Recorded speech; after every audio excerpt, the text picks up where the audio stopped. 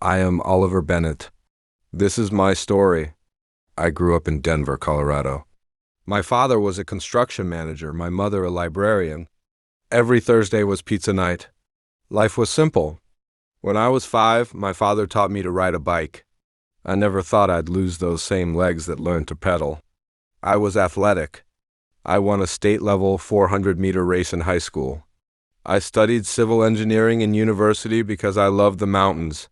After graduation, I worked for the Colorado Department of Transportation, building mountain roads. Life was on track. I met Emily in university. 3 years later, I proposed. We planned to marry the following autumn.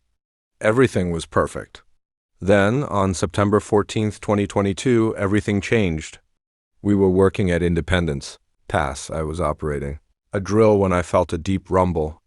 The ground began to slide. "Run!" I yelled. It was too late. The mountain swallowed us. I remember rocks, dust, then silence. I woke in a hospital, ICU. A tube was in my throat. I tried to move my legs. Nothing. Dr. Richardson stood by my bed. "Oliver," he said softly, "there was severe trauma. We couldn't save your legs. We had to amputate both above the knees." My world ended. Emily visited on the 6th day. "Ollie, I'm here," she said, but her eyes were afraid. Her visits grew fewer. A month later, she came one last time. "Ollie, I can't marry you," she whispered, crying. "It hurts too much to see you like this." She left my ring behind. My parents came daily. 6 months later, my father sat down, looking tired. "Son, we want you home, but our pension won't cover your care." I understood. I was a burden. "Find me a small apartment," I said. "I'll live alone." They rented a wheelchair-accessible unit for me in Aurora. The first night alone, I promised myself I would never make my parents cry again. The next 8 months were a dark haze. I stopped eating. I stopped speaking. I merely existed.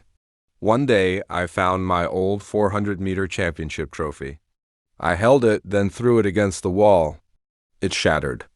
I screamed and broke everything I could reach. Exhausted, I lay on the floor. I picked up my phone and searched for ways to die. I had decided. I was done. That evening, my younger sister Lisa came over. She saw the destruction, said nothing, and sat before me. She took out her phone and played a video.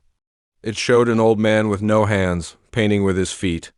At the end, he smiled and said, "God took my hands but gave me wings to fly." Lisa handed me the phone. "Brother," she said, "you have your hands. You have your mind. You have a voice? Use it. Tell your story. Who would listen?" I asked, my voice empty. "Those who know pain will listen," she said, "and those who don't will learn." That day I decided to speak. I decided to tell my story. Not for pity, but for purpose. Not to be defined by what I lost, but by what I still have. This is not an ending. It is a difficult, painful, but new beginning.